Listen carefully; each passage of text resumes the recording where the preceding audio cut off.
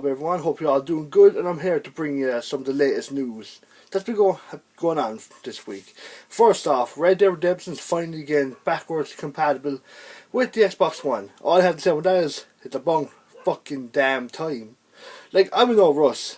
Like, for me, it doesn't really affect me too much because I still have my 360, so I can replay 360 games whenever I want. But the fact is that Microsoft promised that we would get these games. Well, I understand that there's probably an issue that Rockstar maybe didn't want to let them have it backwards compatible at first, but you shouldn't really do a poll to vote what games you want and have the number one game not be there. I understand there's issues, but still, it's kind of stupid when it's the most full game is one of the games that is not there at launch. It's just, but to be fair, it's not just that. The whole backwards compatible thing is a bit shit in my opinion. First off, most of the games that are backwards compatible, no one really cares about.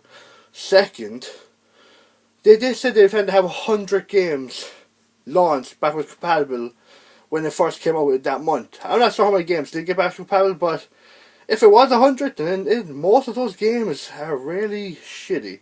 I was expecting like the top 100, maybe the top like 50 at least. Even if you're going to go bare bones, top 20 for it to be there. But no, my expectations were too high for that. And of course, why wouldn't they be? Why is it so much to ask for a game company or developer to live up to what they promise?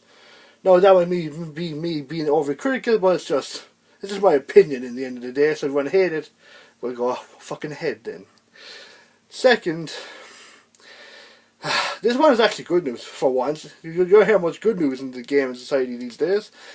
And that is Kojima and Del Toro will be at DICE, and I believe they're presenting something together. And well, everyone's thinking the same thing when you all might hear those two names, and that is possibly they might be doing, obviously not going to be Silent Hills, but a horror-inspired game, hopefully in the same vein as Silent Hills, which I would love, and I'm sure most people would.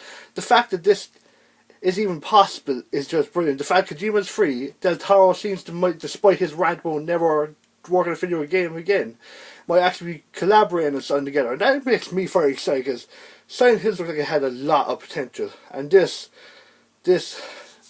could be what we've all been waiting for, a proper horror game that is kind of like a spiritual successor of Silent Hills, if that is indeed what they plan to do next, and I'm very excited about that.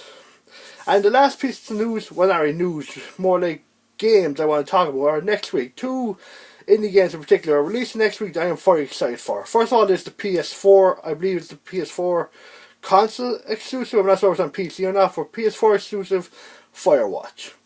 This game has me intrigued. For some reason, I like walking simulators, but this game seems more than a walking simulator, but I like I'm going to call them indie games, because that's the best way to describe them. It's like, the first person view kind of mystery games where you walk around trying to figure out what's going on story wise, and it looks very intriguing. I'm very interested to see what the game is about, so I'll definitely be picking that up. And of course then the next game, which I believe is being released on the Xbox One, PS4, and I'm not sure about the PC, is, oh wait, no, I believe it's on PC as well, is Unravel. This game looks beautiful, let's be fair.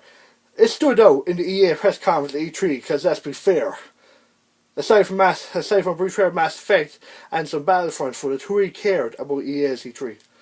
I mean, for fuck's sake, it's EA. But Unravel stood out and made us developer look like he was going to shit himself. And I mean that respectfully. I like seeing developers who actually seem to be passionate about what they're doing, about what they're into. It's nice to see, instead of like your generic business suit wearing fake assholes you often see associated with EA. But aside the point, Unravel looks like an awesome game. It looks beautiful, and I'm definitely going to pick that up because it stands out. It's a side-scrolling platformer, and it looks really good. I've heard people have beaten it already over EA Access. They gave them like 10 hours to play the game, and they could be beaten in like 5 or 6. It's a bit stupid of them, but I don't use EA Access, so I'll be picking it up anyway next week. And that's it for next week. I'm going to be picking up Unravel and Firewatch. Two indie games I really cannot wait to play. And I recommend you check them out or look up trailers, because they do look like they could be good games. Well, that's all from me this week. So as always, if you like, comment, subscribe, and as always, I'll see you next time.